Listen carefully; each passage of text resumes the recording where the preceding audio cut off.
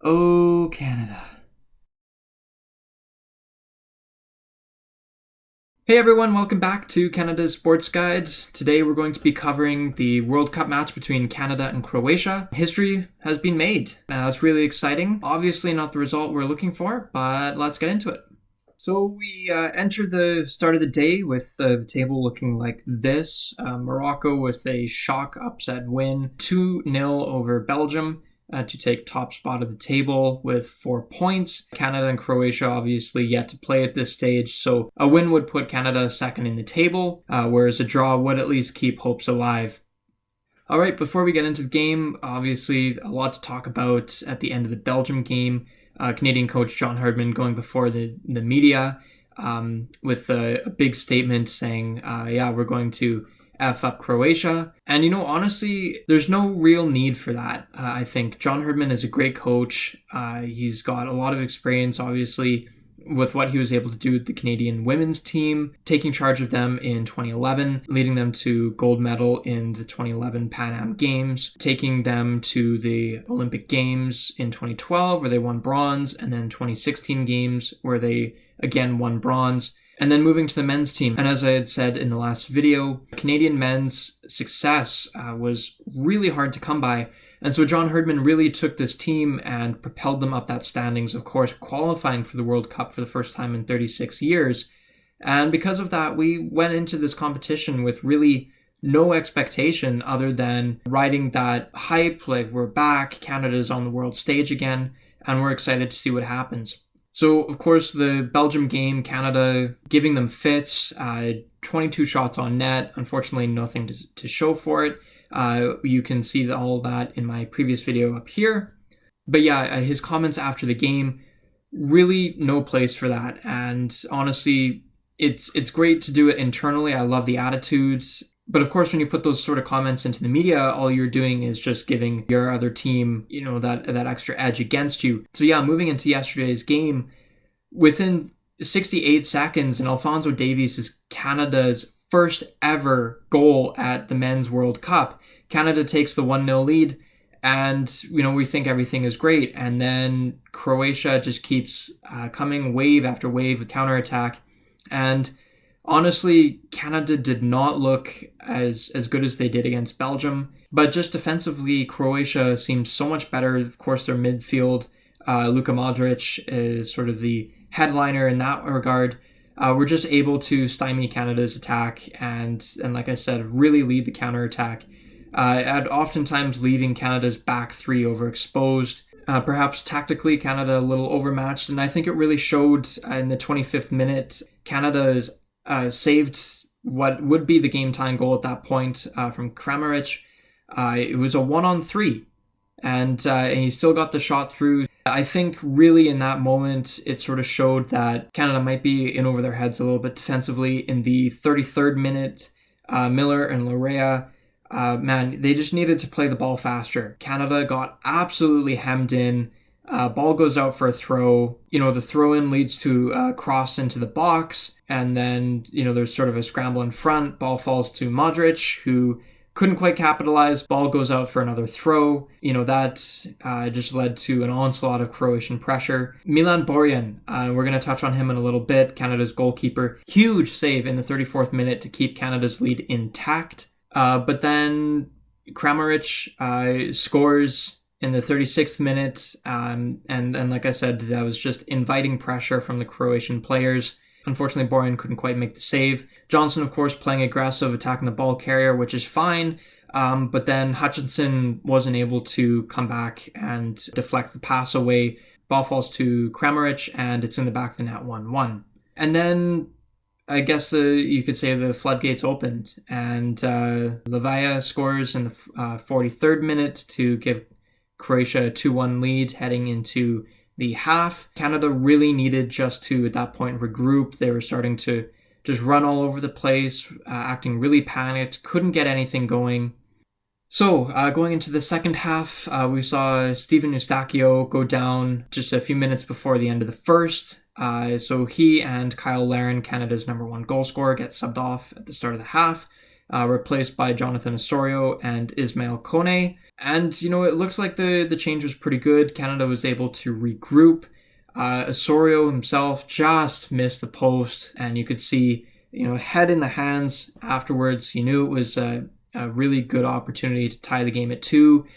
Perhaps, give a little bit more momentum to Canada.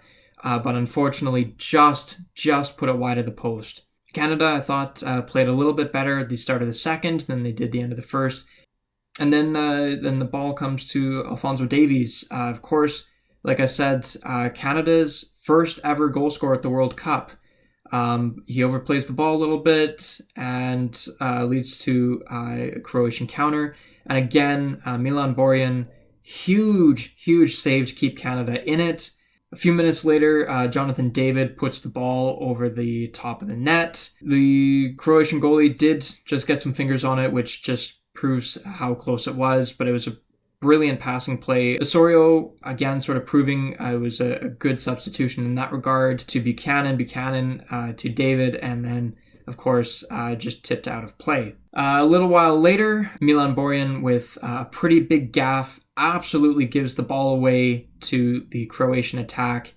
Thankfully was able to sort of bail himself out there, but that's the kind of mistakes that you cannot be making at this level, especially down 2-1 at the time. Canada, a great opportunity in the 62nd minute, earns a free kick. Alphonso Davies is fouled at the edge of the box.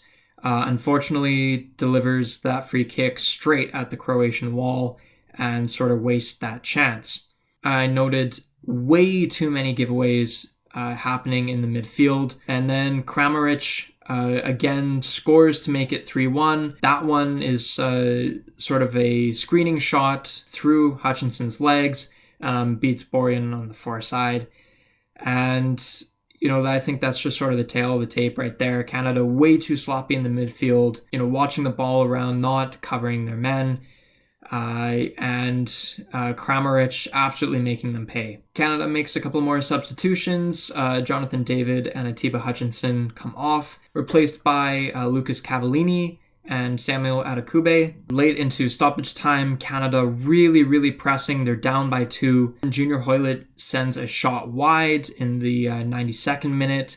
And then Liam Miller overplays the ball, sends Croatia in on a 2-on-0, and Borjan left out to dry. Next thing you know, it's 4-1 Croatia, and Canada is done at the World Cup after 2 games. Not really the way that we wanted to go out, but there is still a lot to play for with the game against Morocco. We'll get into that in a little bit. But yeah, my thoughts on the Canadian players. Alphonso Davies scored that goal, historic moment for Canada. But after that, I a tendency to overplay the ball. I thought he was trying to do a bit too much. Oftentimes his attack would end up pushed out of play, got the ball stripped from him a couple times. Like I said, that free kick that was delivered right at the Croatian wall. I think honestly he needs a bit of support out there, and I think he needs to do a little less to be more effective. Milan Borjan, again, Canada's goalkeeper. I don't think that the scoreline was really reflective of how he played. He made some huge saves to keep Canada in the game, and I think really it was just a breakdown in the midfield that led to Canada's defense being overpowered. And, I think there's perhaps a couple goals that Borjan would like to have back. But I really don't think we can pin the loss on him. I think it was really just the team sort of breakdown, which was really unfortunate, given how well they played against Belgium. You would have hoped to sort of see that momentum continue. But like I said, still a lot to play for. So look here at the table. Croatia now at the top, just based on goal difference over Morocco. Canada with the opportunity to play spoilers a little bit. Croatia and Belgium control their own destiny. If Canada is able to beat Morocco, then Morocco needs Belgium to lose in order to move forward. So there is still a lot to play for with Group F to sort of see who goes through with that. But unfortunately for Canada, all we're hoping for now is perhaps, earning our first points, earning our first win. So it'll be really interesting to sort of see how the team responds after that. But Canada will not be moving forward at the World Cup, which is unfortunate. But, we did sort of go into this tournament with no expectations, really just wanted to see how we did. And I'm really excited about the future. This will probably be a future video, but I don't think we're going to have to wait another 36 years for Canada into the World Cup again. I think John Herdman is the man for the job. If he can sort of keep his comments in check. I know he's sort of pinning the loss on himself and his comments, but I really think it was a learning opportunity for the entire team. Not to take anything for granted. You got to keep up the work rate. You have to be supportive of one another on the pitch. So we'll see how this game against Morocco goes, and we'll see what we can do in the future. So thank you very much for watching this video. Wish you all the best wherever you are in the world. Don't forget to like and subscribe. This is a fledgling channel, so any support would be fantastic. And yeah, go Canada.